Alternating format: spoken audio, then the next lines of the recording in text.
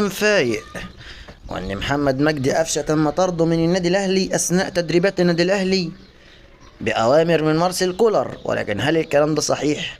هقول لك على كل حاجه، لكن في البدايه عايزك تعمل لايك وتشير الفيديو لكل الناس، وتشترك في القناه وتفعل زر الجرس علشان يوصلك مننا كل جديد وحصري. وصلوا بقى على النبي وقولوا عليه الصلاه والسلام. محمد مجدي قفشه النهارده اعتذر للنادي الاهلي على التصريحات اللي قالها دي. نمره واحد.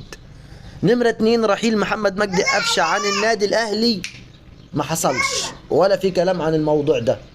محمد مجدي قفشه لاعب مستمر مع النادي الاهلي وعقده مستمر مع النادي الاهلي، ومش علشان تصريحات يبقى خلاص هيرحل عن صفوف النادي الاهلي، وده كله كلام سوشيال ميديا واجتهادات اعلاميه.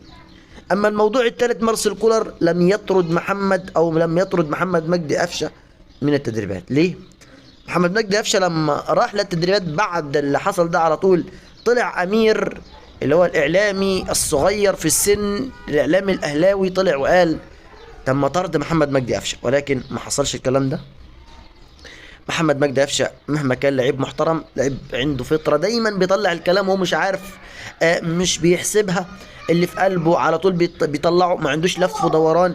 لاعب جمهور الاهلي بيعشقه وبيحترمه، ولاعب محترم جدا. شكرا لكم والسلام عليكم ورحمه الله وبركاته.